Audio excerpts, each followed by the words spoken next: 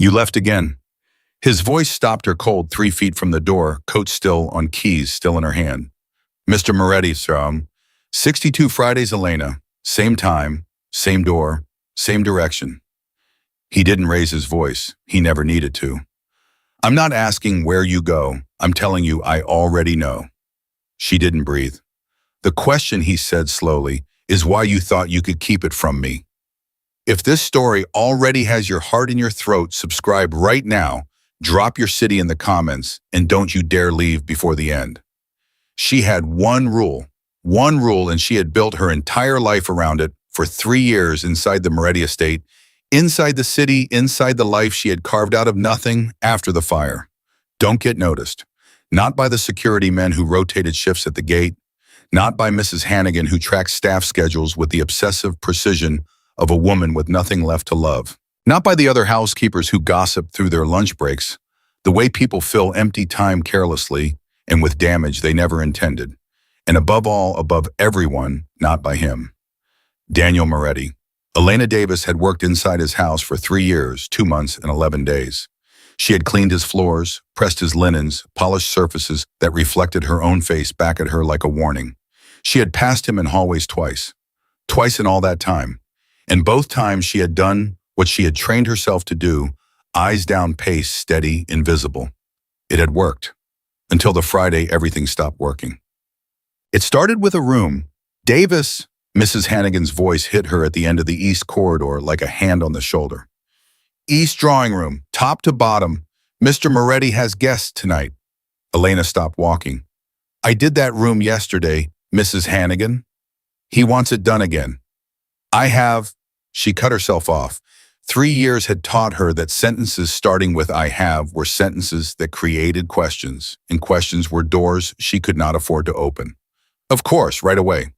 She had 90 minutes. Under normal conditions, the East drawing room required 2.5 hours. Under normal conditions, Elena wasn't watching a clock with the focused desperation of someone whose entire world existed outside those iron gates on Friday afternoons. She worked on her knees, which was faster. She moved methodically through the baseboards, the window ledges, the carved wood panels beside the fireplace, working with a precision that had nothing to do with perfection and everything to do with survival. She was on the 3rd baseboard from the window when the door opened. She did not look up. The footsteps were wrong for Hannigan, too deliberate, too unhurried. The footsteps of someone who had never once in their life needed to rush because the world rearranged itself around them instead. "You missed a spot." Her hand stopped moving. She looked up. Daniel Moretti was standing 4 feet away from her in a charcoal suit that cost more than 2 months of her salary, looking at the baseboard she had just finished with the expression of a man who was not actually talking about the baseboard. "I don't believe I did, sir," she said. Steady voice. She was proud of that. 3rd board from the window. She looked. There was nothing there. Not a smear, not a streak, not a shadow. "I don't see it," she said. The silence that followed lasted exactly 4 seconds. She counted. Something moved behind his eyes, not anger, not impatience. Something more unsettling than either of those things. Something that looked almost like recognition. "Finish up," he said, and walked out. Elena pressed her hand flat against the floor and breathed until her heartbeat came back down to something manageable. 2:47. She was going to make 2:47. She made 2:43. The side door was in sight. She could see the handle, could feel the cold coming off the metal when a voice came from behind her. "Davis?" Marco Valenti, Daniel Moretti's head of security. Tall, still, the particular stillness of a man trained to never waste a movement. "Mr. Moretti would like to see you," Marco said. "He said to catch you on your way out." On your way out, not if you have a moment, not when you're done. He had sent Marco to this specific hallway because he had known which door she used and approximately when she would be moving through it. "Of course," she said. "Lead the way." The study was a room she had cleaned many times and had never once been inside while Daniel was in it. He was at the window when Marco brought her in, standing with his back to the room, hands loose at his sides, looking out at the grounds with the patience of someone who had been waiting and was comfortable with that fact. Marco closed the door, did not stay. The silence stretched. 62 Fridays, Daniel said without turning around. Elena said nothing. Same time within roughly the same 4-minute window, same exit, every week. He turned around then, and his face was composed, unhurried, the way it probably looked when he was about to make a decision that was going to cost someone something significant. In my experience, that kind of consistency means one of two things: habit or necessity. I have personal obligations on Friday afternoons, Elena said. They've never interfered with my work. They interfered today. The East drawing room is finished. She heard the edge in her own voice and made herself soften it. I finished it, Mr. Moretti, thoroughly. He looked at her. Where do you go?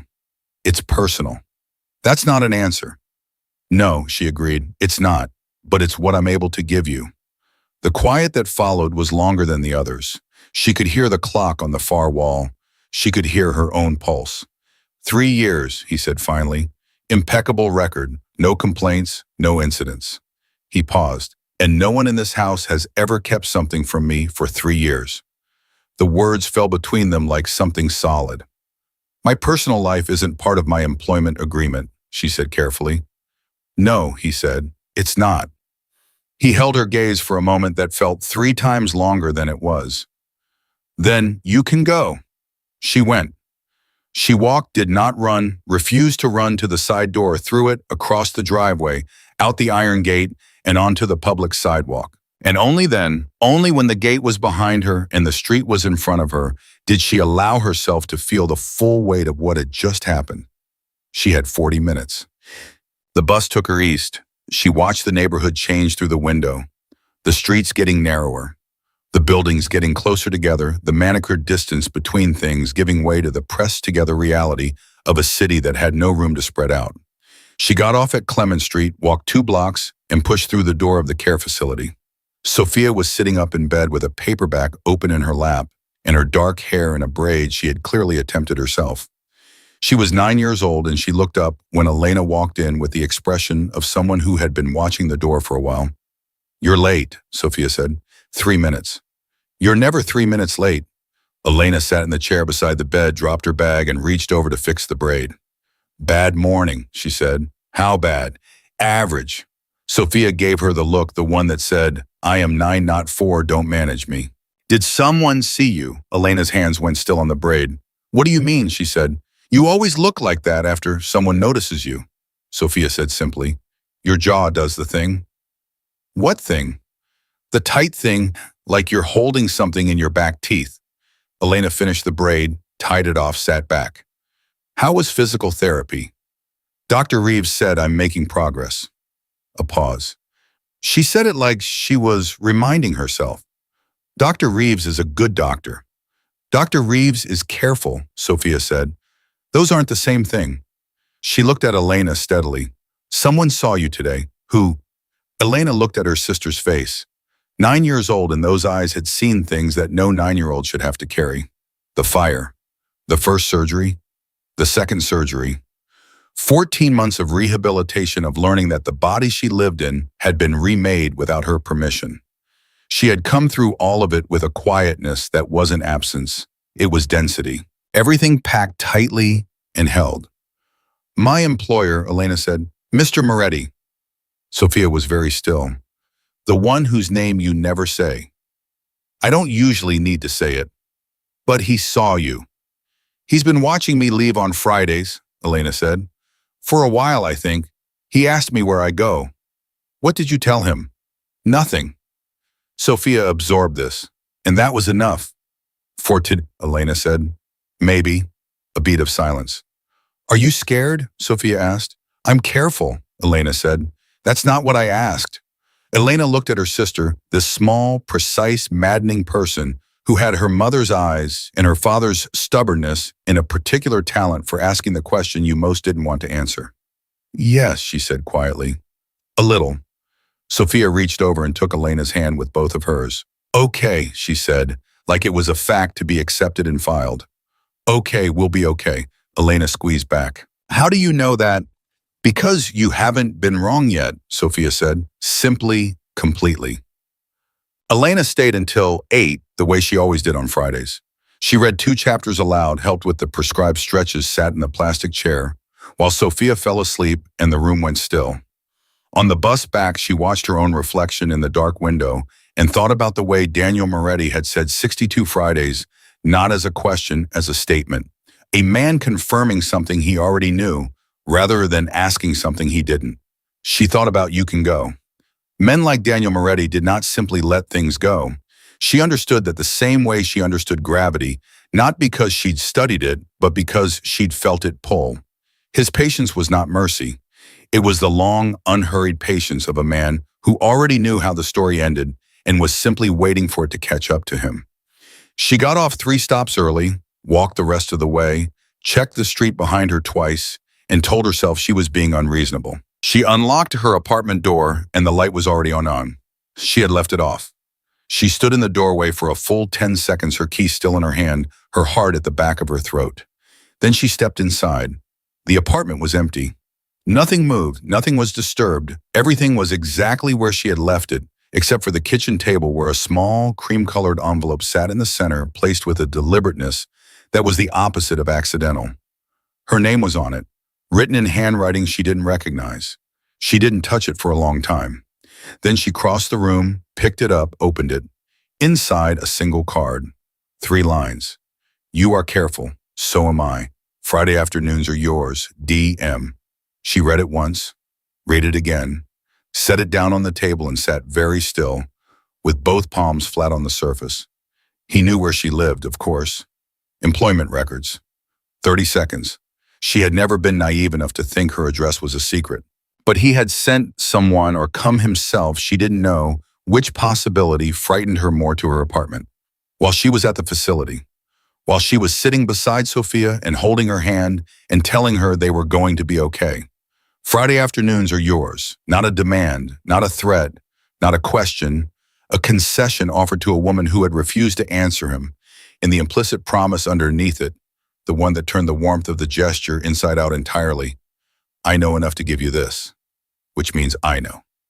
Elena did not sleep. Monday morning, 4:45, she arrived the way she always arrived, earlier than anyone, quieter than the house itself. She took her schedule from the board outside Mrs. Hannigan's office and went to work. The staff she passed nodded at her the way they always nodded at her. Marco was at his post.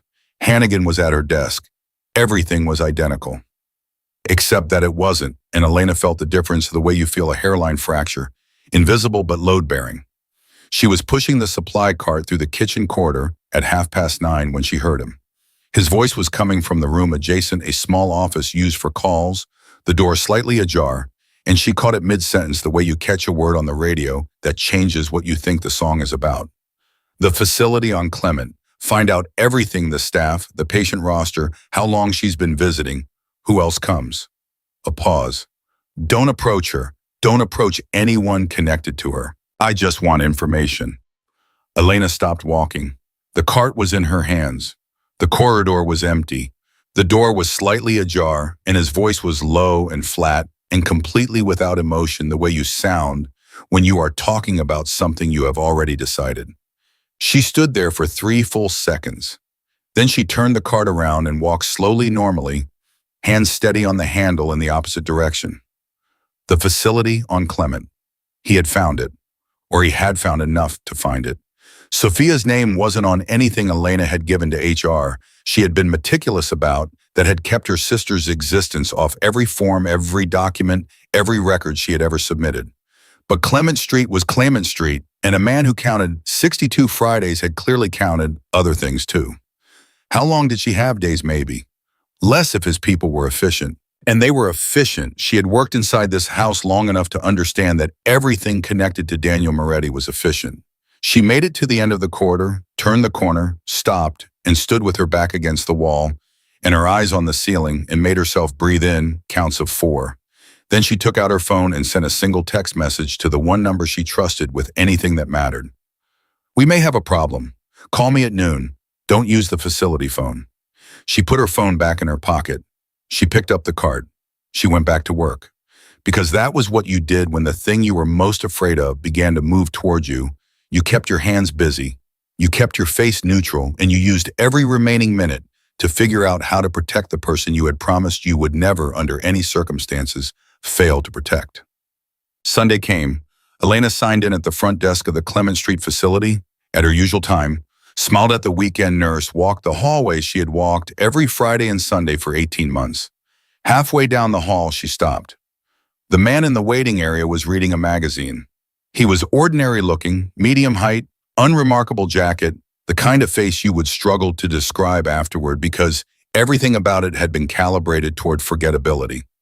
But she recognized the calibration. She had seen it in Marco. She had seen it in the men who stood near the back wall of the estate.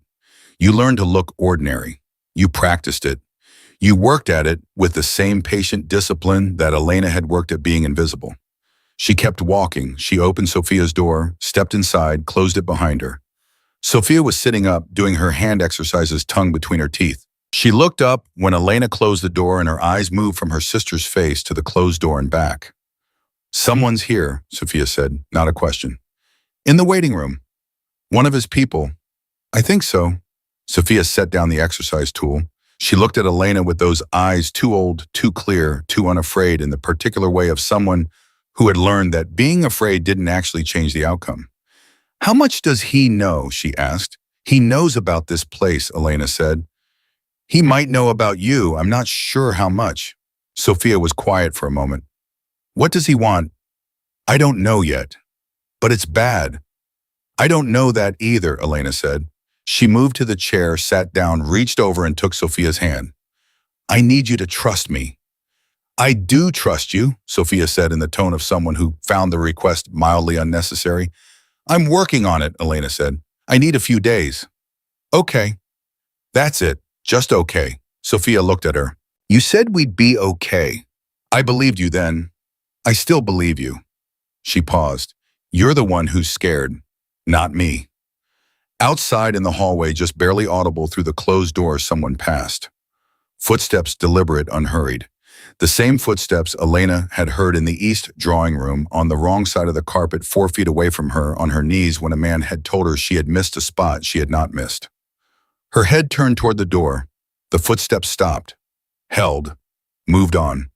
And in the Moretti estate on the other side of the city, a report sat open on a desk beneath a steady lamp, and Daniel Moretti read the last line of it for the 3rd time. His face, for once, was not unreadable. He stood up from the desk. He crossed to the window. And he stood there for a long time in the dark, looking at nothing, while something that lived underneath the business of who he was, something older than the estate, older than the money, older than the name, shifted quietly in his chest. A 9-year-old girl, the report had said. Spinal injuries, Clement Street Care Facility, 18 months. Sister visits every Friday and Sunday without fail. He had closed the report without finishing it, because he had already read enough.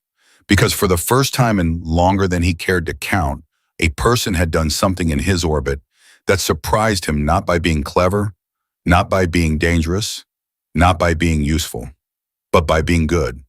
And Daniel Moretti stood at his window in the dark and understood, in the way a man understands something he has been trying not to, that this was not going to be a simple problem. This was going to be something else entirely. The text message Elena had sent Sunday night went unanswered until Monday at 6:43 in the morning, when her phone buzzed once against the supply closet shelf where she had set it while restocking linens. Received, noon. Be careful. That was all. 2 sentences from the one person outside of Sophia who knew the full shape of Elena's life, her friend Carol, who had worked the overnight shift at Clement Street for 11 years and knew every patient, every visitor, and every face that didn't belong. If the man in the waiting room had asked questions at the desk, Carol would know. If he had come back, Carol would know that too. Elena folded the last pillowcase, put her phone in her apron pocket, and went back to work. The morning passed the way Monday mornings always passed, heavy with the reset of the week, the staff moving through their routines with the mechanical efficiency of people who had done the same things enough times that their hands knew what to do without asking their minds for permission. Elena moved through the east wing, then the upper corridor, then the guest bathroom on the 2nd floor that nobody used but that Hannigan insisted be cleaned anyway because standards were standards, regardless of whether anyone was watching. She was thinking about the footsteps, the ones she had heard in Sophia's hallway on Sunday, deliberate, unhurried stopping just outside the door. She had told herself she wasn't certain. She had told herself that the Clement Street facility had other visitors, other staff, other people with deliberate footsteps who stopped in hallways for ordinary reasons. She had not convinced herself. At 11:58, she slipped out through the kitchen and stood in the narrow gap between the building and the service hedge phone to her ear, waiting. Carol picked up on the second ring. "He was there Saturday too," Carol said without preamble. "Before you. Different man than Sunday, but same type, you know how I mean. Asked about visiting hours. Said he was looking into placing a family member." Elena closed her eyes. "Did he ask about Sophia?" "Not by name, but he asked about the pediatric ward. What kind of cases we see. Whether we had long-term residents." A pause. "Elena, how bad is this?" "I don't know yet." "Do you need me to?" "No, don't do anything different. Nothing that looks like a change." She pressed her free hand against the wall behind her. "If someone comes again, you don't know me as anything except a regular visitor. You've never spoken to me outside of signing in." "Elena." Carol. A long exhale on the other end. "Okay," Carol said, "okay. But you call me, whatever happens." "I will." She hung up, stood there for 10 seconds, then went back inside and cleaned the guest bathroom until it was perfect. She saw Daniel at 12:45. Not the way she'd seen him in the East drawing room, not a confrontation, not a summons. She was coming around the corner of the main hallway with a stack of clean towels, and he was walking in the opposite direction with his phone to his ear, and they nearly collided. He stopped. She stopped. The stack of towels between them like a small, absurd barrier. He lowered the phone, said something into it she didn't catch, and then, one moment, and he was looking at her. "Excuse me, Mr. Moretti," she said. "I should have watched the corner." He looked at her the way he'd been looking at her, that particular quality of attention that had nothing casual in it, that had never been casual. She understood that now. "How are you, Elena?" He used her first name. He had never used her first name. "Fine, thank you," she said. Steady voice. She was still proud of that. "Good." He held her gaze for one beat longer than was comfortable. "I've been thinking about our conversation last week." "I haven't," she said, and then she caught herself because that was too sharp, too quick. And sharpness was exactly the kind of thing that confirmed you had something to be sharp about. But he almost smiled.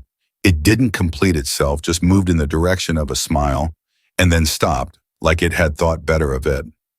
"You're a very poor liar," he said, not unkindly. "I'm not lying, Mr. Moretti." "No," he agreed. "That's the thing. You're not. You're just not telling the truth either." He looked at the stack of towels in her arms.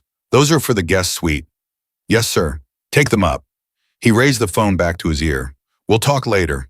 She walked past him around the corner, up the stairs, into the guest suite, where she set the towels on the bathroom shelf and stood with both hands braced against the edge of the counter and stared at the wall in front of her.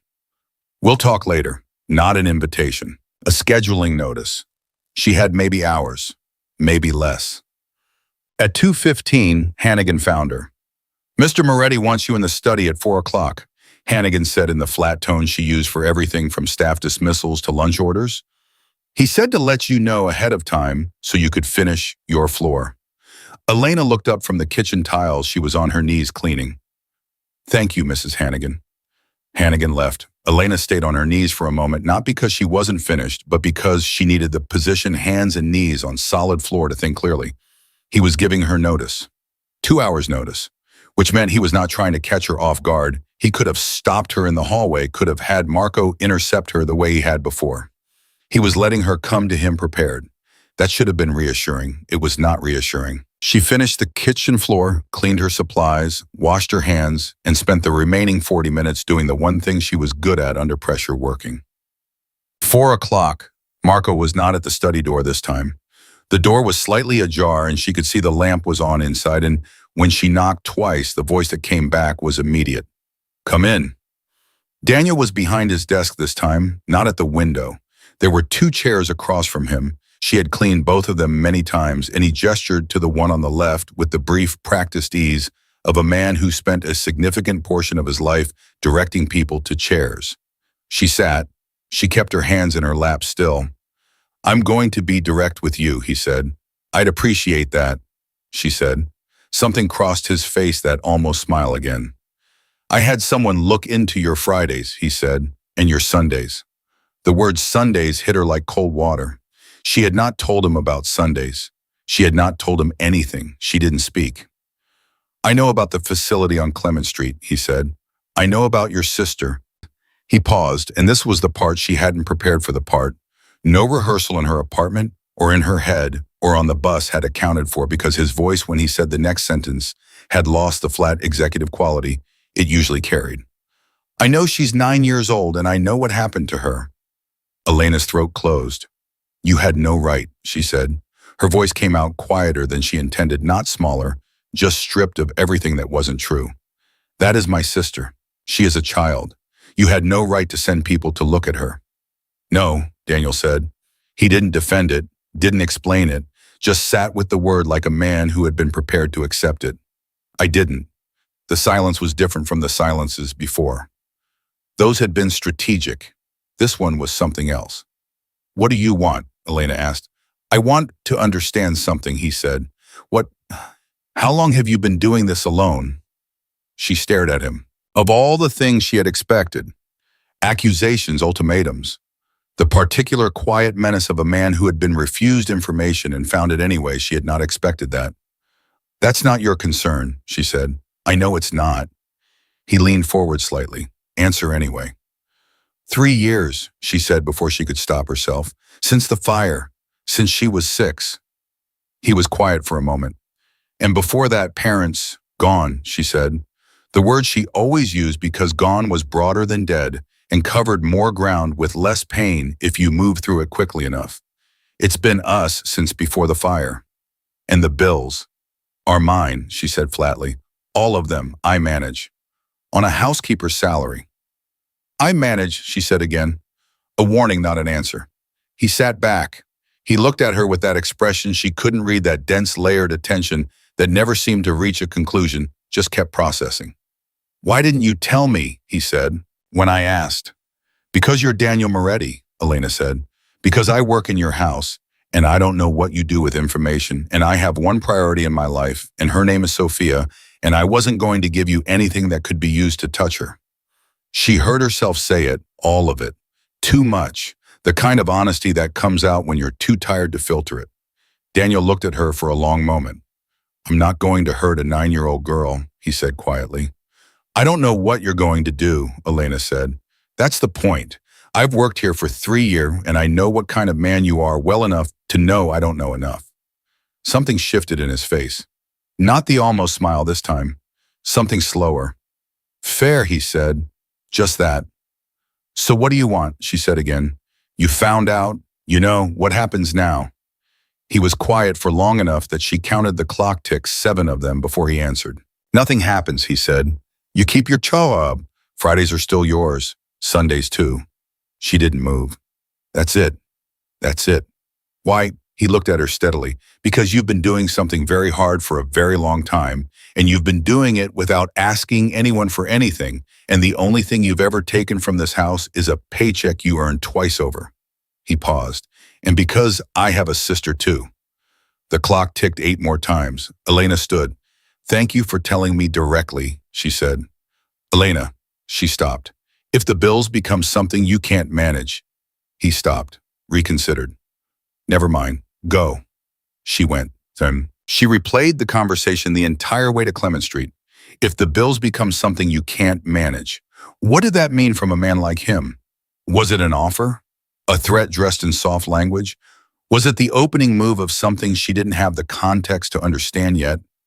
She did not have answers by the time the bus reached her stop. She pushed through the facility door, signed it in, walked the hallway, opened Sophia's door. Sophia was on the phone, an actual phone call, which was unusual enough that Elena stopped in the doorway. Sophia looked up, held up one finger in the universal gesture of, give me a second, and said into the phone, She's here now, I have to go. She listened for a moment. Okay, bye, Dr. Reeves. She hung up. Dr. Reeves called you directly, Elena said. She has something to tell you, Sophia said. She wanted to tell me first, I think, so I wouldn't be scared. Elena sat down, her coat was still on. Tell me. Sophia looked at her with those clear, careful eyes. There's a new specialist, she said. A spinal surgeon works out of the university hospital. Dr. Reeves sent my scans to him last month without telling us because she didn't want to get our hopes up. He called her back. She stopped. Sophia. He thinks he can help me, Sophia said. He thinks there is a procedure that the prognosis Dr. Reeves gave us, the one about walking. She stopped again, and for the first time in a very long time, Elena saw something crack open in her sister's face. Not sadness, not fear. Something that was almost worse because it was the opposite, something bright and terrified and raw. He thinks it might be wrong. Elena couldn't speak. He wants to meet with us, Sophia said. Elena, he thinks I might be able to walk. The word landed like something that had been dropped from a very great height and had finally reached the ground. Elena reached over and took Sophia's hand and held it and didn't say anything, because there was nothing that wasn't inadequate. She just held on the way she had held on in the hospital and in the rehabilitation center and in every plastic chair in every waiting room for 3 years and let the words sit between them. Walk. Then, because she was Elena Davis and her mind never fully stopped, even in the moments when it should, the second thought arrived immediately behind the first. The University Hospital, spinal surgeon specialist, a procedure that could correct what 2 previous surgeries hadn't. She already knew what that cost. She had been paying the edges of it for 3 years. She held Sophia's hand and smiled a real smile, complete, nothing held back, and let her sister have the full, uncomplicated joy of it without qualification or shadow.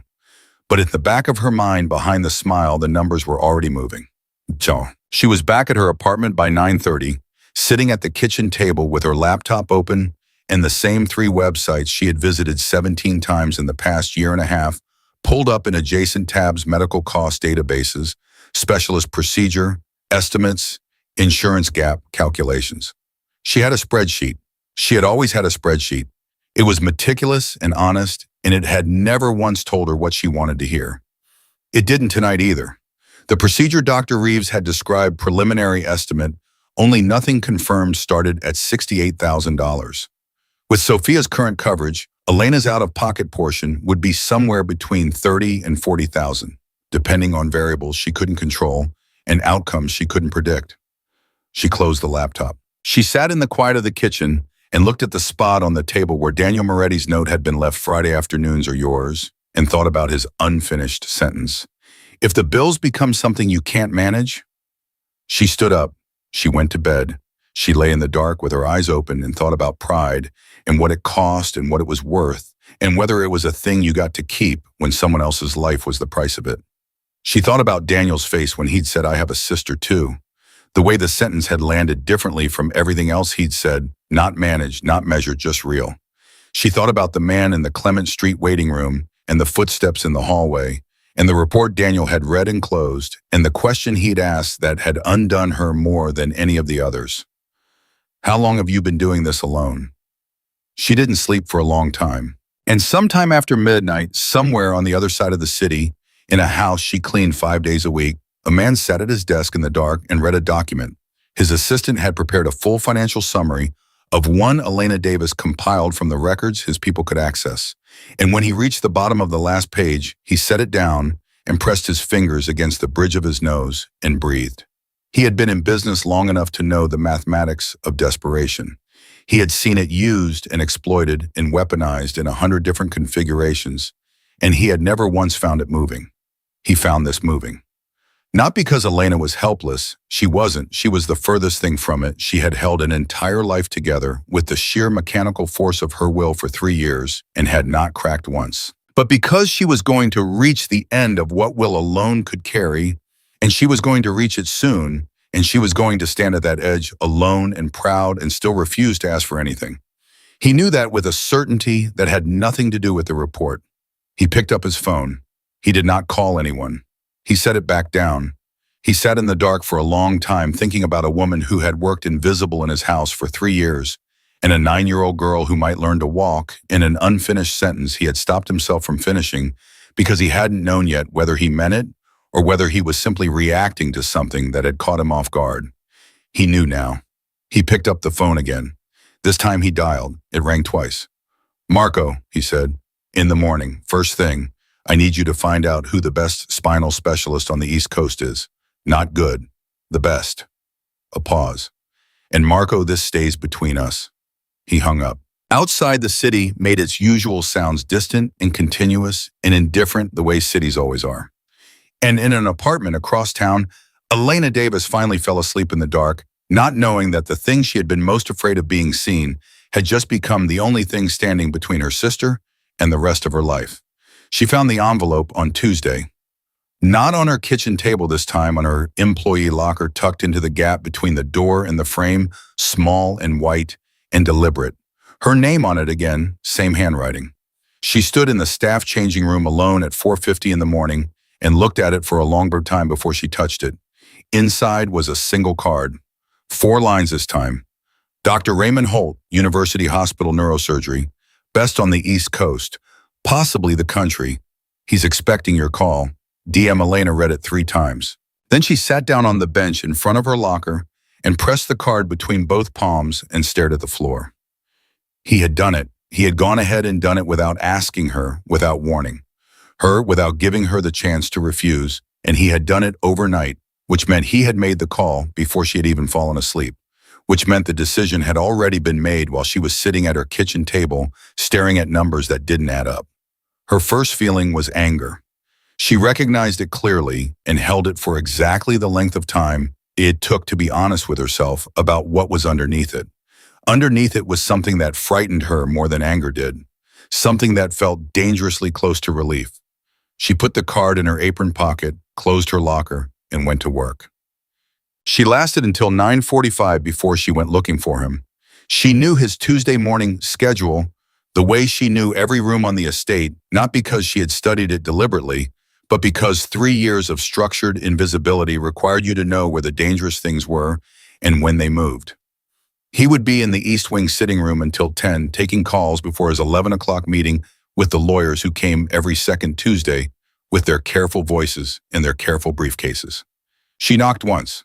Come in. He was standing phone in hand, the way she had seen him a dozen times from a careful distance, jacket on the particular focused stillness of a man mid-thought. He looked up when she entered, and something in his expression shifted into a different register. Not surprise. He had been expecting this. Close the door, he said. She closed it. She crossed the room and stopped 4 feet away from him, the same distance he had kept in the East drawing room, she realized, and wondered if he noticed that too. She held up the card.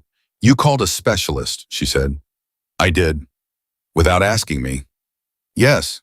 You don't get to do that, she said. I understand what you're trying to do, and I'm telling you, you don't get to do that. Sophia is my sister. Her medical decisions are mine. You don't have the right to go around me and arrange things as if I'm not the one responsible for her. He listened to all of it. He didn't interrupt, didn't defend, didn't arrange his face into the careful neutrality she'd seen him use with the lawyers. He just listened. You're right, he said when she finished. She hadn't expected that either. It kept happening. She walked into conversations with him, braced for a particular kind of exchange, and he kept doing something different. Then why did you do it? Because Dr. Reeves's timeline isn't long, he said, and I knew if I asked you first, you'd say no, and then you'd spend 2 weeks talking yourself into asking, and another week talking yourself back out, and by then the window for the preliminary consultation would be gone.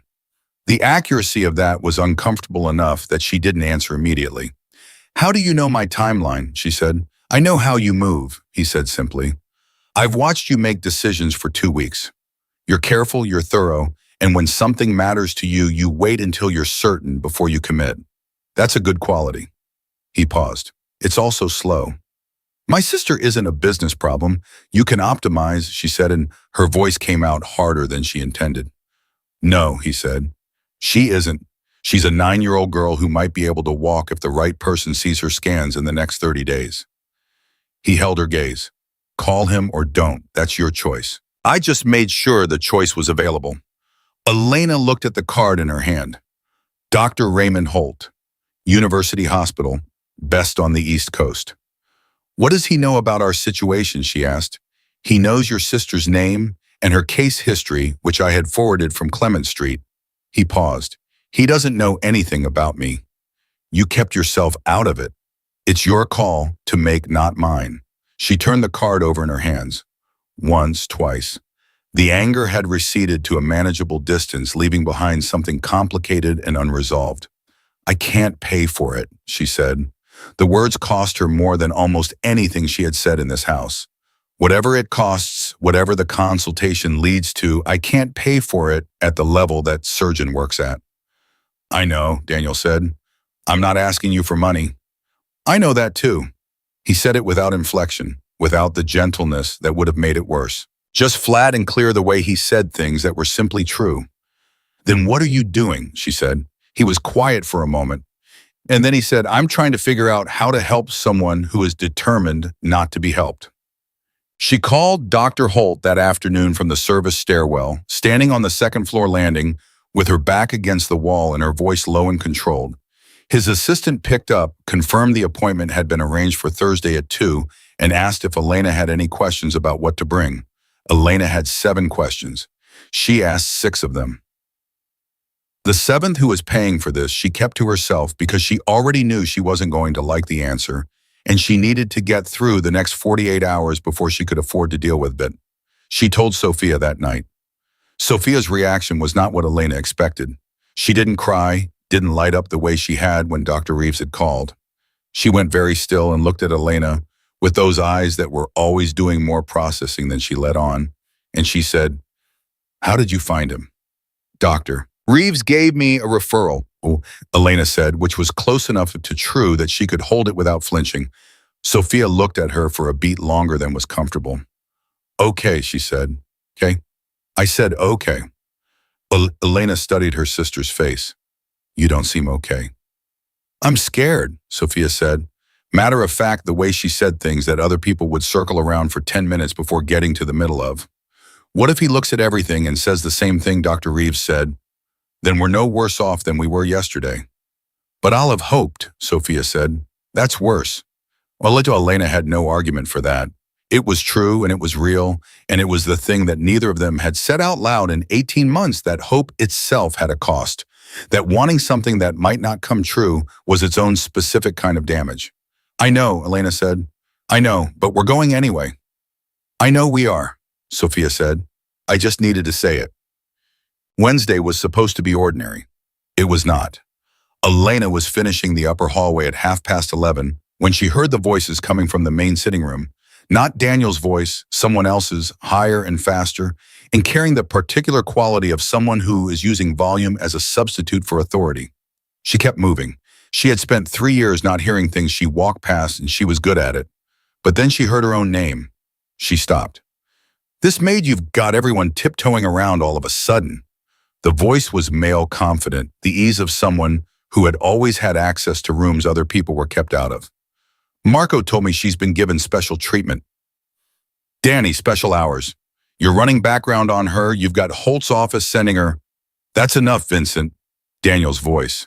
Flat final, the voice she recognized as the one that closed conversations rather than opened them. I'm just saying, you're saying things that aren't your business. Everything in this house is my business when it starts looking like a liability. Elena stood completely still in the hallway. She was not in sight of the sitting room door. She was around the corner, card in front of her, hands on the handle. She's an employee, Daniel said. Leave it. An employee you've handed a meeting with the most expensive surgeon in the state. A pause waited with implication. Danny, I know you. Something like this doesn't happen because you feel generous. What does she have on you? The silence lasted 4 full seconds. Walk out of this room, Vincent, Daniel said. Now. Footsteps crossed the sitting room floor. The door opened. Elena had already moved. She was at the end of the hallway, card in motion, her back to the sitting room entrance when Vincent Moretti came through the door. She heard him pause. She kept walking. Hey, he said. She stopped, turned, looked at him with the expression she kept ready for moments like this. Polite, empty waiting. He was younger than Daniel by maybe 5 years, with the same dark hair and a face that wore its confidence loosely like a coat he'd inherited. You're Davis, he said. Yes, sir. He looked at her the way people look at something they're trying to appraise without knowing what category it falls into. How long have you worked here? 3 years, sir. Do you like it here? It's a good position, she said. Careful, exact. He looked at her for one more second. Then something shifted in his expression, something calculating and unsatisfied, the look of a man who has asked a question that gave him information but not the information he wanted. Good, he said, and walked past her down the hallway. Elena waited until she heard the staircase. Then she breathed. She was restocking the linen closet at the far end of the east wing at 2:15 when Daniel appeared in the doorway. She had heard him coming this time. She was beginning to recognize his footsteps the way you recognize a voice. My brother spoke to you, he said. Briefly, she said. She kept folding. He asked how long I'd worked here. What else? Nothing that I couldn't answer. He was quiet for a moment. Vincent manages certain aspects of the family's operations. He's protective of anything that touches the house. I understand, she said. He doesn't know about your sister, Daniel said. He won't. She stopped folding. How certain are you of that? Certain enough, he said. She turned around. That's not certain enough. He looked at her steadily. Elena, I'm certain. The use of her name again. Direct without weight or performance.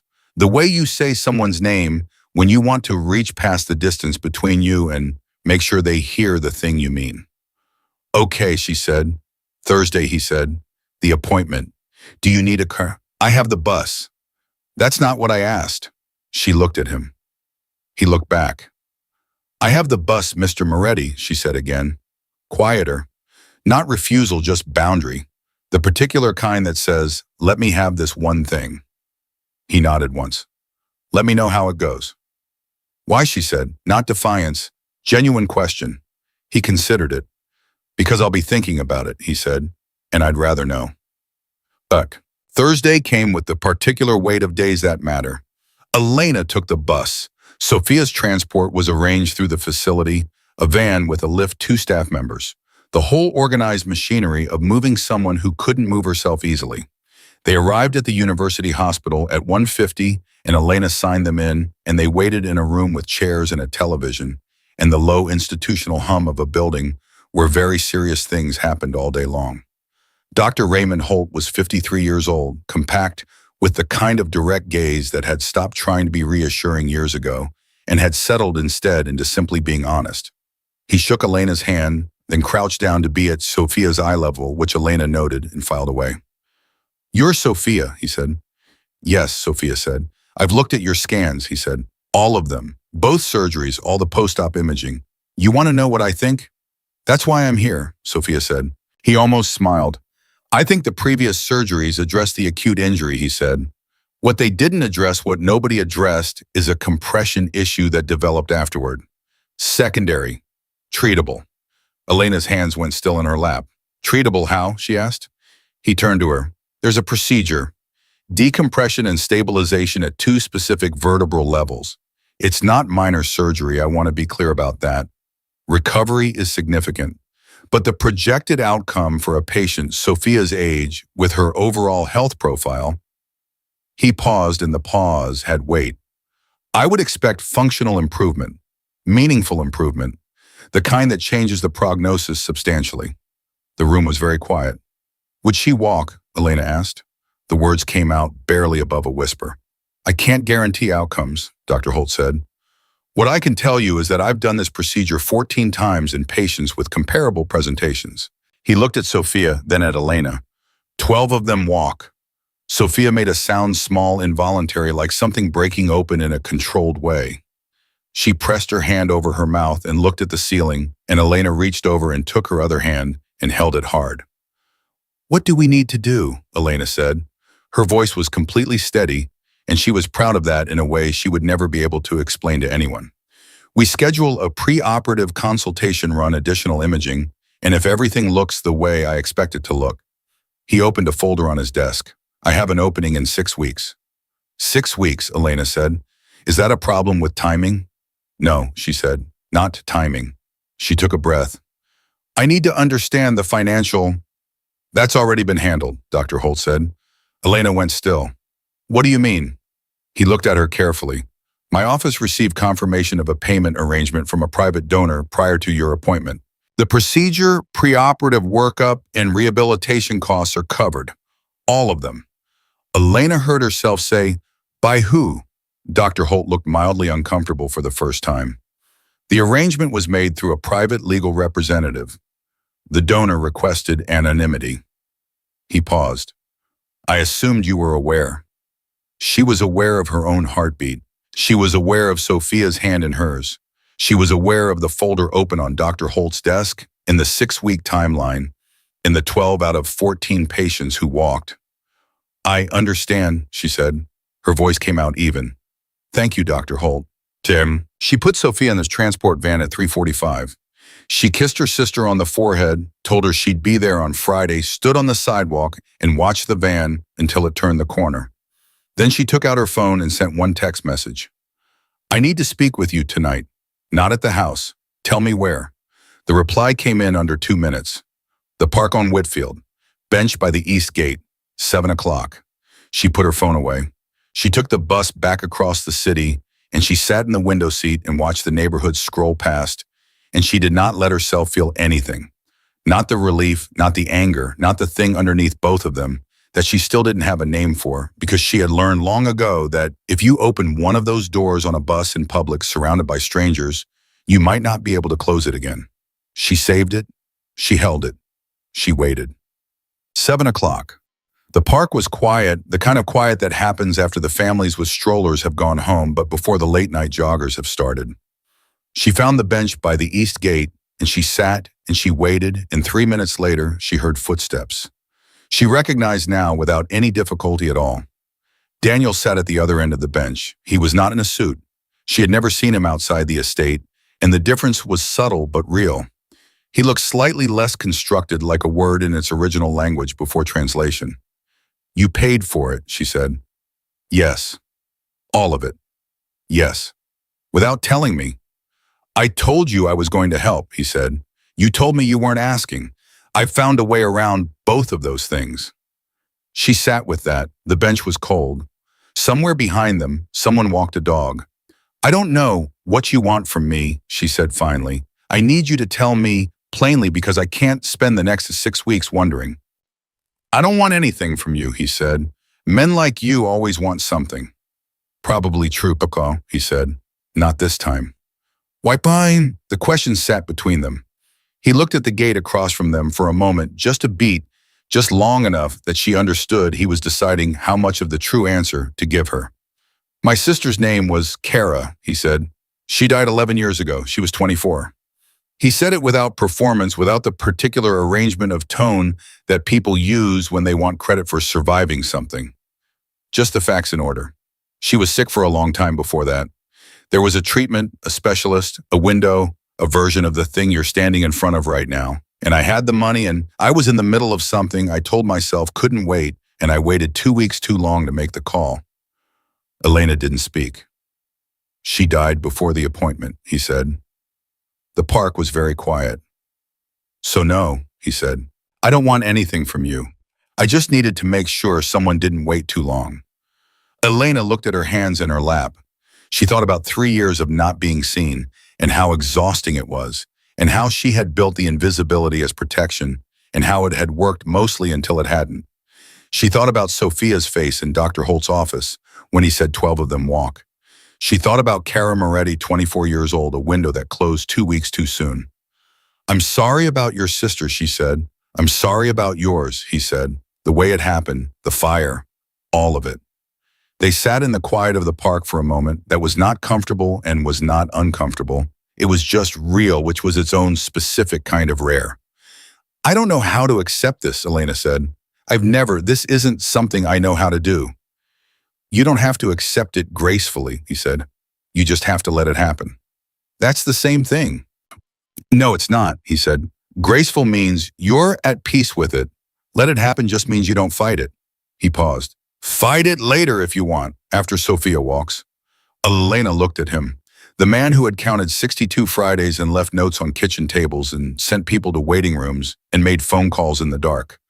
The man she had spent 3 years building walls against without knowing she was doing it. "Okay," she said. "Okay, don't push it," she said. He didn't smile, but the line of his shoulders changed fractionally, and she noticed because she noticed everything, and she filed it away in the place where she kept things that mattered. She stood up from the bench. He didn't. Elena, he said. She stopped. 6 weeks, he said. When it's done, when she's through it, I want to hear that she's all right. That's all I'm asking. She looked at him for a moment. At the man who had told her the most honest thing he owned in the flat matter-of-fact voice of someone who had carried it for 11 years and had learned to carry it without leaking. You'll hear, she said. She walked out through the east gate, and she did not look back, and she held everything she was feeling pressed tightly inside her chest until she was half a block away. And then she stopped at a street corner and pressed both hands flat over her face and stood there alone and let it move through her, the grief and the relief and the impossible complicated weight of being helped by someone she hadn't chosen and couldn't categorize and didn't entirely understand. It passed. She lowered her hands. She walked to the bus stop. 6 weeks, 12 out of 14 patients. She was going to watch her sister walk. The 6 weeks did not pass gently. They passed the way difficult things pass, not in a smooth line, but in surges and stalls, days that moved fast and nights that didn't move at all. Elena worked. She visited Sophia every Friday and Sunday. She sat with Dr. Holt's voice in her head, 12 out of 14, and used it the way you use a handhold on a steep surface, not because it guaranteed anything, but because it was something solid to grip when everything else was uncertain. The estate felt different now. Not the house itself. The house was the same, the floors and hallways and the east drawing room with its third baseboard from the window, but the way Elena moved through it had shifted in some way she couldn't fully account for. She was still careful. She was still precise. But the specific energy of invisibility, that constant low-level expenditure of effort required to make yourself not exist, had loosened by some small degree, and she wasn't sure whether that was relief or exposure or both. She saw Daniel almost every day. Not by arrangement, the estate was large, but not infinitely large, and their paths crossed the way paths cross in any shared space. He would pass her in the corridor and nod, and she would nod back. Sometimes he said her name, and she answered brief and professional. Once he stopped and asked her with the same directness he used for everything, "Are you sleeping?" And she said adequately, and he said that means no, and kept walking. She almost smiled. She did not let it complete. The thing that nobody tells you about being helped genuinely, uncomplicatedly, helped by someone who wants nothing in return, is that it creates a debt that isn't financial. It lives in the chest, low and persistent, and it doesn't respond to logic or pride or any of the ordinary tools you use to manage what you owe people. She turned it over every night and every morning and could not find the shape of it that she could live with comfortably. She was still working on it when Vincent Moretti appeared in the kitchen corridor on a Wednesday morning 3 weeks before the surgery. She knew he had been back to the house twice since the first time she had seen his car, heard his voice from the upper hallway, filed it away in the part of her mind that tracked things without needing to be told to. He moved through the estate with the easy ownership of a man who had grown up in it, different from Daniel's ownership, which was a thing earned and maintained. Vincent's was inherited and assumed. He came around the corner and stopped when he saw her, and his expression did the same thing it had done the first time, that appraising, unsatisfied calculation. "Davis," he said. "Mr. Moretti," she said. She kept the cart moving, a slow and purposeful motion that communicated without being rude that she had somewhere to be. "My brother tells me you've been here 3 years, he said, falling into step beside her. Not behind her, beside her, which was its own form of pressure. "That's right." "Before that, where'd you work?" "Various positions," she said. "Hospitality, private service, family." She stopped the cart. She turned and looked at him, not with the polite emptiness she used as armor, but with something more deliberate. "Mr. Moretti, I mean this respectfully. Your brother has already asked me everything he wanted to know about my personal situation. If there's something work-related I can help you with, I'm happy to do that." The silence that followed was short and sharp. Vincent looked at her with the expression of a man who had not been spoken to that way by a housekeeper in his living memory. "You've got a mouth on you," he said. Not quite angry, something closer to surprised. "I have work to finish," she said, and started the cart moving again. She heard him stand there for a moment. Then his footsteps moved in the opposite direction, and she breathed and kept walking and made herself wait until she was around the corner and out of sight before she let her hands shake. She told Daniel that evening, not because she wanted to, because she needed him to know before Vincent did, and she had learned enough about this house to understand that the order in which Daniel received information mattered. She knocked on the study door at 5:45. He said, "Come in," and she did, and she stood in front of his desk and said, "Your brother spoke to me this morning in the kitchen corridor. He asked about my background and my family. I redirected him. He didn't push further, but I thought you should know." Daniel set down the pen he was holding. Slowly. "What exactly did he say?" She repeated it, all of it in order, including her own responses, which she delivered without editorializing. When she finished, Daniel's expression was not readable in the usual way. It was something harder and more settled, like a decision being made in real time. "You redirected him," he said. "I told him you had already asked me everything you wanted to know." "That was smart." "It was true," she said. He looked at her for a moment. "Are you afraid of him?" The question was direct enough that it deserved a direct answer. "Not the way I was afraid of certain things before," she said. "But I don't trust him, and I think he's been asking questions about me outside this conversation." "He has," Daniel said. She went still. "What kind of questions?" "He hired someone independently." Daniel's voice was flat and even, the voice of someone reporting a fact they are controlling their reaction to. "I found out 2 days ago. He was looking into your finances, specifically anything that might explain why I've taken an interest in your situation." "Did he find the surgery?" she asked.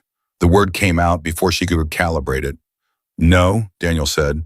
"The payment arrangement went through legal channels that are insulated from anything Vincent could access through a private investigator." He paused. "But he found enough to know that something is there. He doesn't know what." Elena thought about Sophia in her room at Clement Street doing hand exercises, tongue between her teeth. 3 weeks from a surgery that could change the shape of her entire life. "What does he do with that?" she asked. "When he decides something is there." Daniel looked at her steadily. "He pushes," he said. "Vincent has always pushed at things he can't fully see. It's how he operates." "And I handle Vincent," he said, simply, like a fact of geography. He picked up the pen again. "Leave that part to me," he said. "You have enough to carry." The push came 4 days later. Elena was in the staff corridor at 7 in the morning when Carol called Carol, who never called the estate number, Carol, who had the facility number, in Elena's cell and knew the specific etiquette of their friendship well enough to never blur lines unless something required blurring. "There was a man here last night," Carol said, her voice low and controlled in the way of someone who has been awake and worried for several hours. "Late, after visiting hours. He told the night staff he was an insurance investigator reviewing Sophia's case. He asked to see the patient file." Elena's hand tightened on the phone. "Did they let him?" "No, night protocol requires authorization. He didn't have it. But Elena, he knew Sophia's name, her full name. He knew the length of her stay and the nature of her injury." "Did he ask about me?" "He asked who the primary visitor was. The night nurse said it was family but didn't give a name." A pause. "I pulled the security log this morning. I have a description."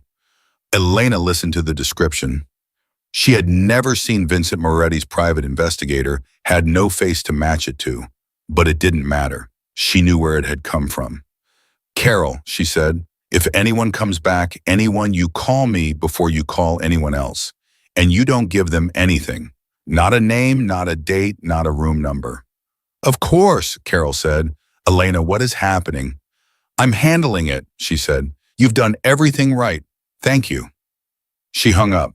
She was standing in the corridor with her cart and her apron in the ordinary Tuesday morning of the estate going on around her, and underneath all of it, a wire had pulled itself tight.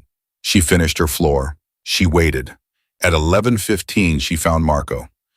"I need 5 minutes with Mr. Moretti," she said, "whenever he's available." "It's important." Marco looked at her with his neutral, calibrated face. "He's in a meeting until 1. 1 o'clock then," she said. "Please." Marco nodded once. She went back to work. She was in the study at 1:05, boss. This time Daniel was standing when she entered, jacket off the particular energy of a man who had been in consecutive meetings since morning and was moving through the afternoon on controlled momentum. She told him about the call, all of it.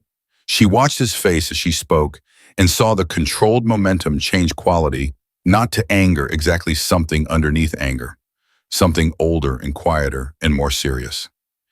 He sent someone to the facility, Daniel said when she finished. After visiting hours, she said, with a cover story. Daniel turned away from her. He walked to the window and stood with his back to the room for a long moment.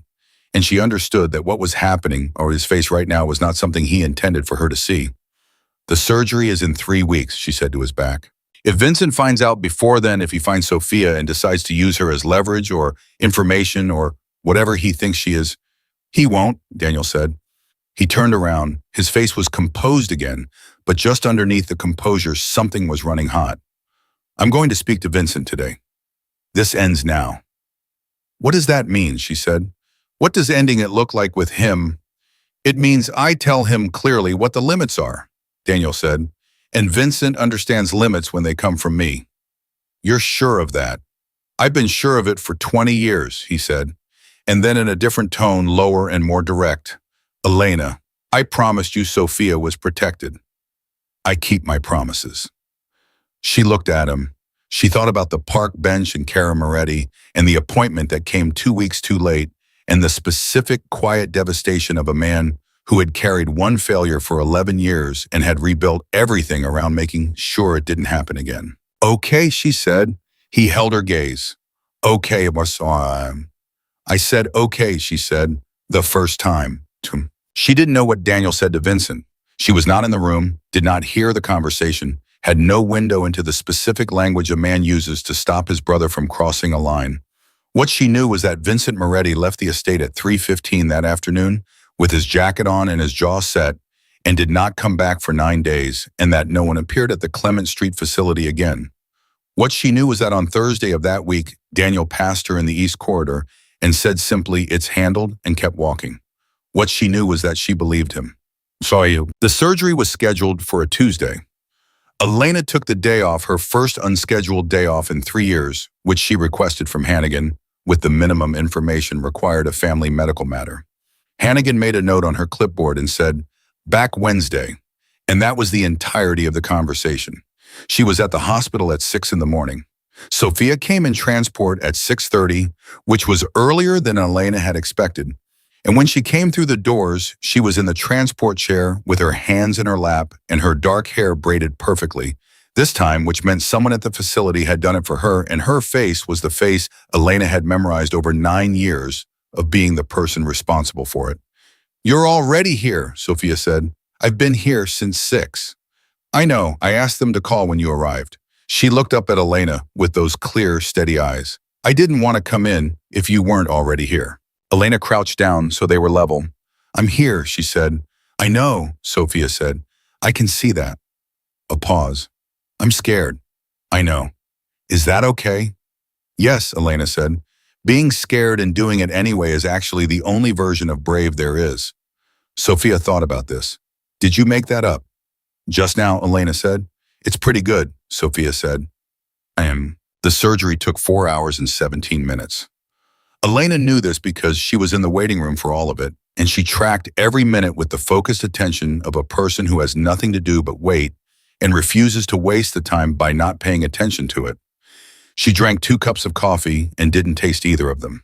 She called Carol at the 2-hour mark and said nothing is wrong yet, and Carol said that's not the same as everything being fine, and Elena said I know, and they stayed on the phone in silence for 4 minutes before Carol had to go back to her shift.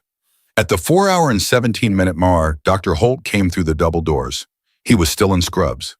He looked at Elena across the waiting room with the expression of a man who has learned to deliver news efficiently and without drama, and Elena stood up from her chair and crossed the room to meet him and looked at his face and knew before he said a single word that it had worked.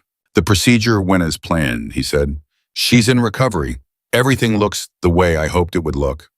Elena nodded. "When will you know about function?" "We'll start baseline assessments in 48 hours, he said.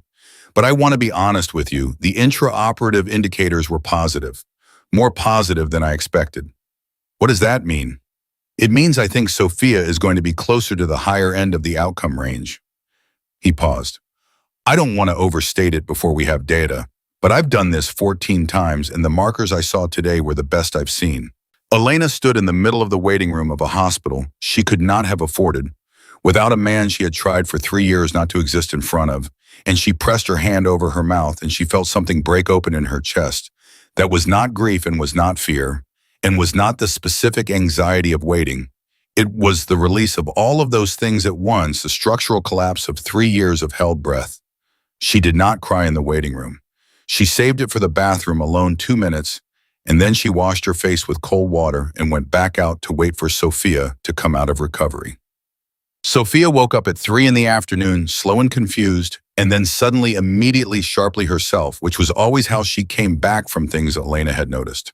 No gradual return, just gone, and then present like a light switched on. Did it work? Was the first thing she said. We'll know in a few days, Elena said, but did it work? Elena looked at her sister, 9 years old and recently out of 4 hours of surgery, and already asking the right question in the most direct possible way. Dr. Holt thinks so, she said. Sophia absorbed this, closed her eyes for a moment. Okay, she said. Okay. Stop repeating me, Sophia said, eyes still closed, almost smiling. I'm tired. Sleep, Elena said. Stay. I'm not going anywhere. And she texted Daniel at 4:47. Surgery done, Dr. Holt is optimistic. She's resting. The reply came in 40 seconds. Good. Take tomorrow too if you need it. She stared at the message for a moment. Then she typed, I'll be in Wednesday. The reply, I know you will. She put the phone in her pocket.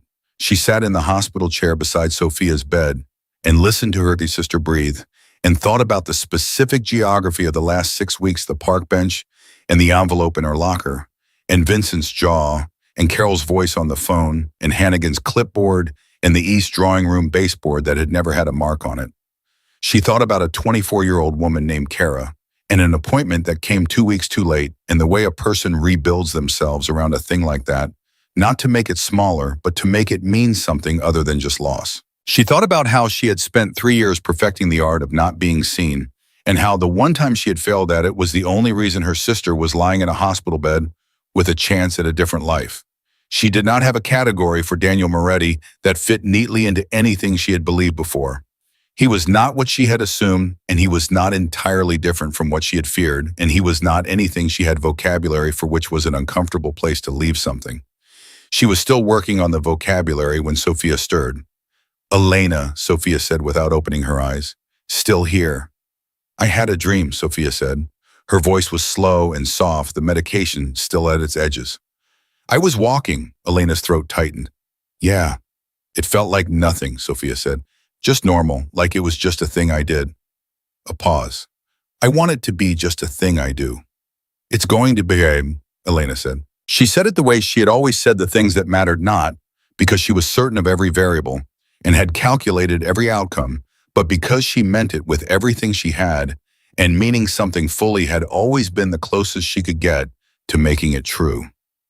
Promise, Sophia said. Elena took her sister's hand. Promise, she said. 46 hours later, Dr. Holt ran the first baseline assessment. Elena was in the hallway outside the room, which is where they had asked her to wait, and she stood with her back against the wall and her hands flat at her sides and listened to the quiet that was coming from inside, and the quiet seemed to last a long time. Then she heard Sophia's voice, high and sudden, and nothing like her usual measured tone, cracked open and completely unguarded, the voice of a child who has held herself together for 3 years and has just run out of reason to. Elena didn't wait for the door to open. She pushed through it. Dr. Holt was standing at the foot of the bed. The nurse was writing something on her tablet, and Sophia was sitting upright with both hands pressed over her face, her shoulders shaking, and on the surface of the bed, extended and visible and real, her feet were moving. Not dramatically. Not the way it happens in movies with one sudden triumphant moment. Just moving. Her toes, then her ankle, a slow and effortful rotation. The specific stubborn movement of a body remembering something it had been told it had forgotten. Elena, Sophia said through her hands. I see it, Elena said. Her voice was barely sound. I can feel it, Sophia said. I can feel my feet. Elena, I can feel, blah. Elena crossed the room in 4 steps and pulled her sister into her arms and held her. Held her the way she had held her in the hospital the night of the fire. The way she had held her through the first surgery and the second surgery and every plastic chair in every waiting room. The way you hold the person who is the entire reason for the shape your life has taken, and you do not let go until they stop shaking. Sophia stopped shaking after a while. Then she laughed, small and disbelieving and completely real. I felt my feet, she said into Elena's shoulder. I know, Elena said. This is actually happening. I know. Stop saying I know, Sophia said. Say something else. Elena pulled back and looked at her sister's face, tear-streaked and bright and open in a way she hadn't seen since before the fire, since before the weight of what their lives had become had asked both of them to be stronger than children should have to be. You're going to walk, Elena said. Sophia looked at her. That's better, she said. The first time Sophia stood on her own, it was a Thursday. Not a Friday, not Elena's day, not the day built around Clement Street and the bus in the particular rhythm of the life Elena had constructed around her sister's survival. It was a Thursday at 2 in the afternoon with the physical therapist holding one arm and the parallel bar under the other hand, and Sophia pushed herself upright and stood there for 11 seconds before her legs gave out, and the physical therapist caught her, and Sophia turned to look at Elena sitting in the chair against the wall and said with the expression of someone who has just proven something to themselves that they were not entirely sure was provable, told you. Elena had not been able to speak for a full minute. She had texted Daniel from the hallway the way she had texted him after the surgery, the way she had texted him after the first baseline assessment, the brief and factual updates that she had rationalized as simple courtesy, and that she knew if she was honest were something more than that. She stood today, 11 seconds. His reply came in under a minute, which she had noticed was always how fast he replied, as if her messages went to a place he was always looking. 11 seconds is everything. She stood in the hallway and read it twice and put her phone away. Sophia came home 6 weeks after the surgery. Home was Elena's apartment. The small, scratched, twice-moved apartment that Elena had spent 2 weekends reorganizing to accommodate a rollator walker and a physical therapy mat and the particular spatial requirements of a 9-year-old who was learning to move through the world in a new way. It was not a large apartment. It had not been designed for 2 people.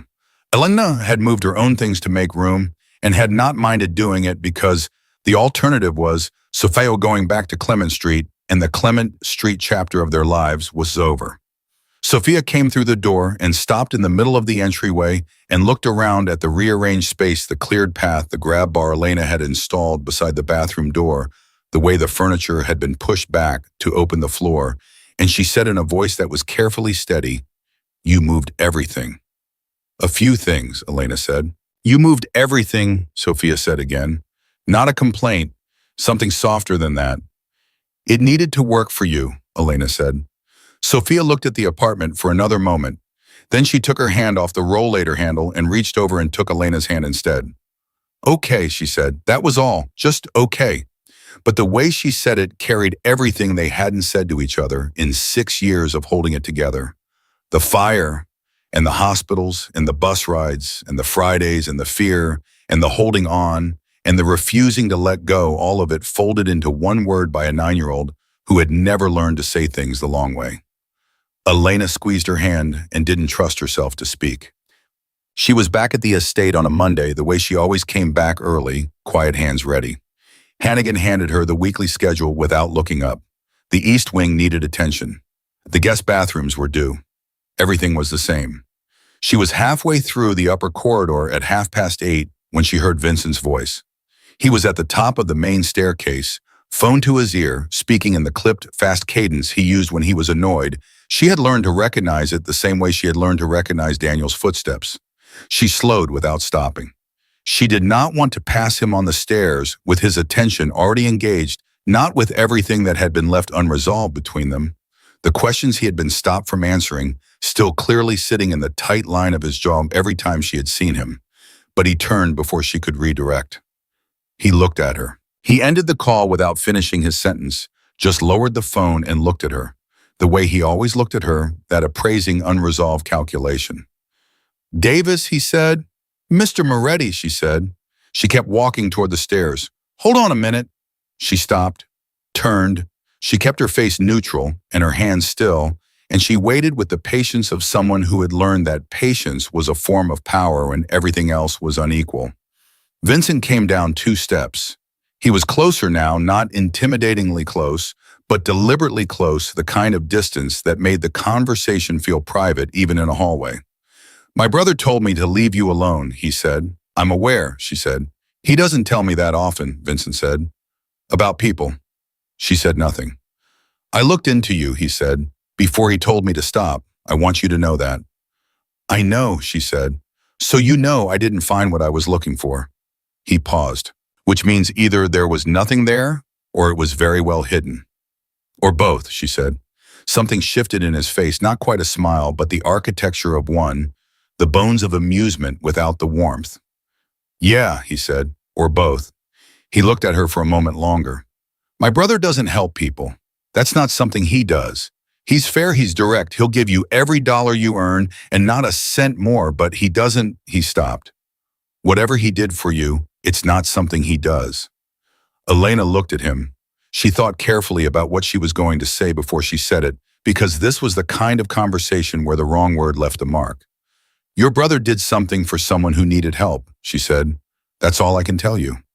That's not all you could tell me. No, she agreed, but it's all that's his to share and all that's mine. Everything else belongs to someone who isn't in this conversation. Vincent studied her. She could see him processing it, this answer that was technically incomplete and practically entire.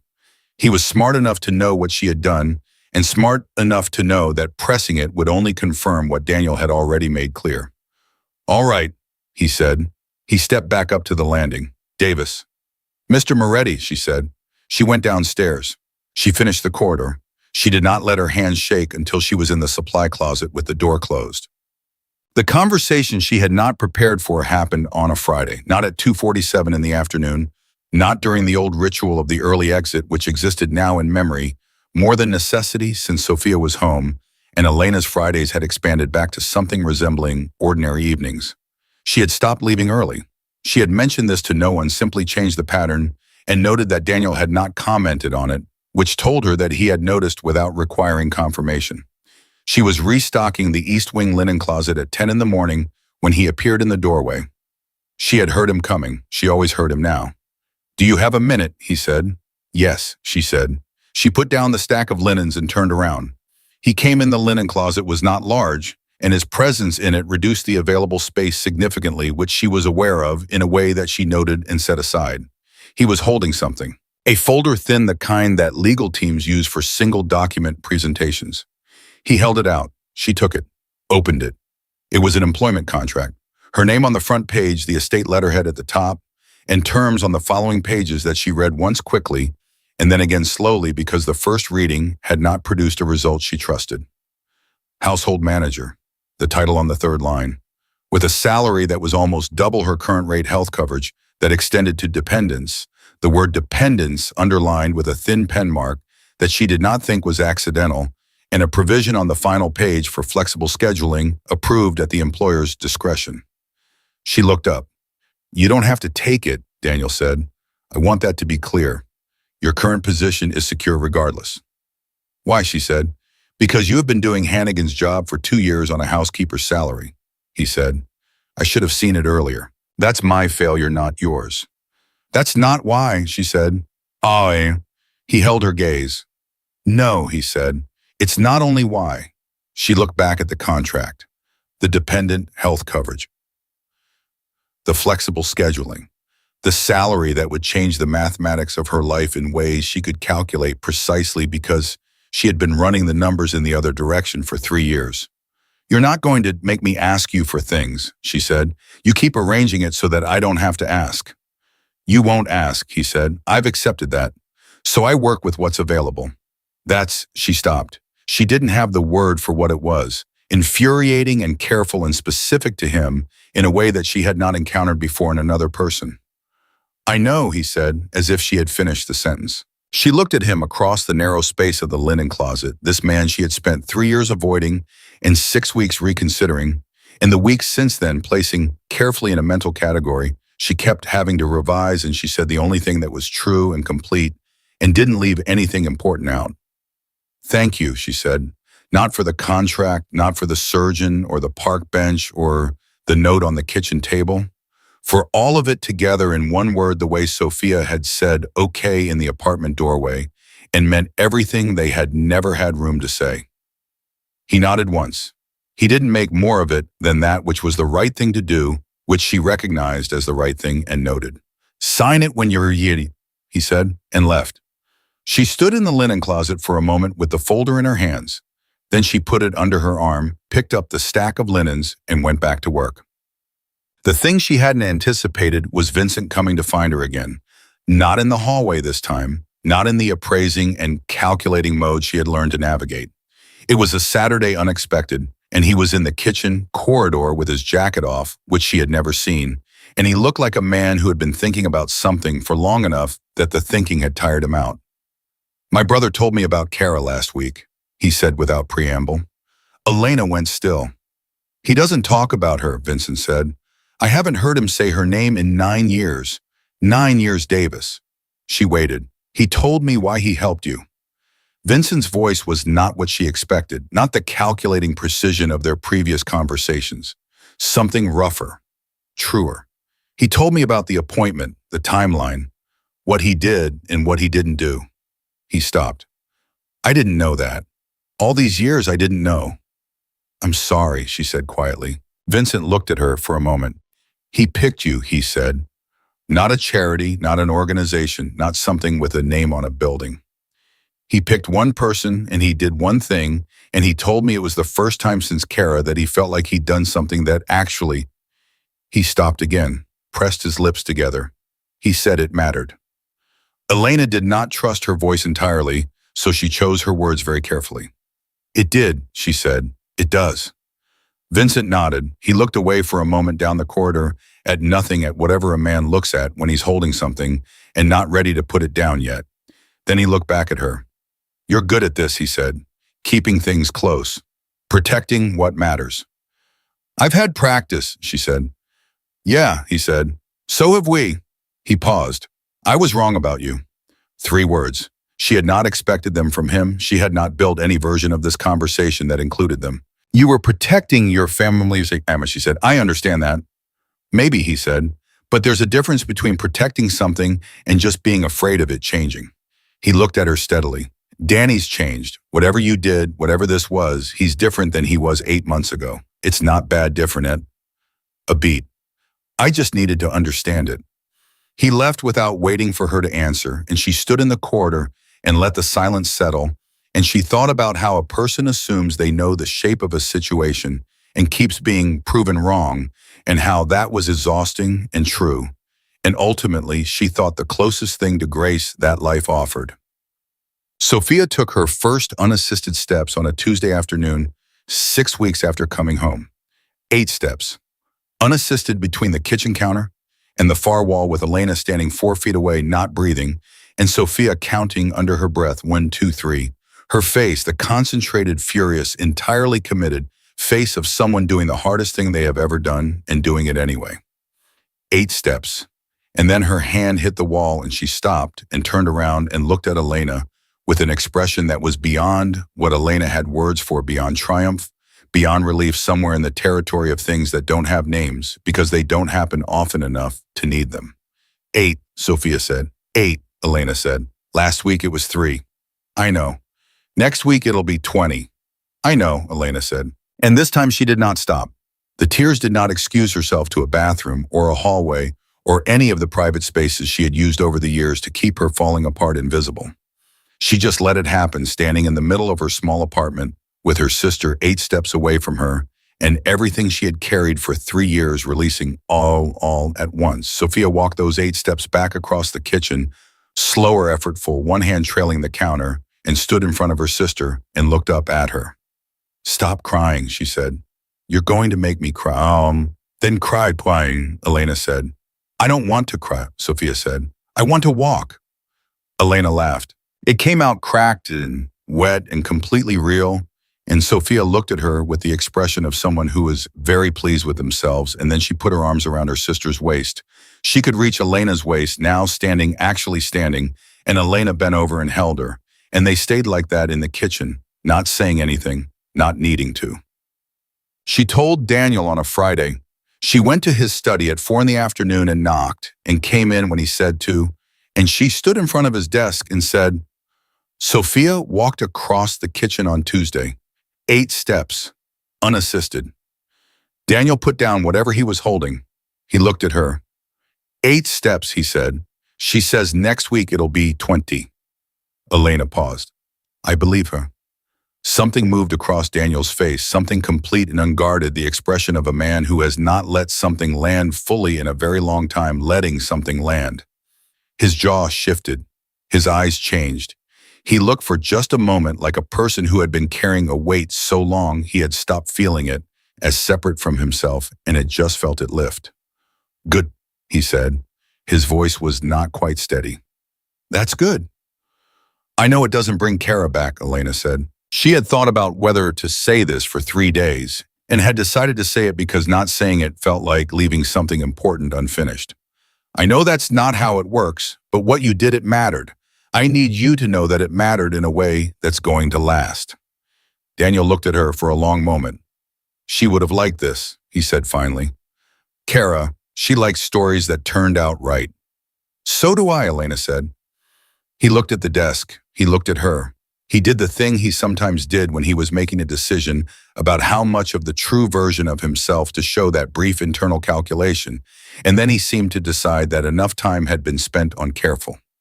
Stay for dinner, he said. She blinked. I'm sorry. Stay, have dinner, not as staff, as a person who just told me the best thing I've heard in 11 years. He held her gaze, and his was clear and direct and not hiding anything. You can say no, but I'd like you to stay. Elena thought about the linen closet and the park bench in 62 Fridays, and a note on a kitchen table and the way his footsteps sounded in a hallway at any distance. She thought about how she had built her life around not being seen, and had been seen anyway, and how the thing she had feared most had turned out to be the thing she needed most.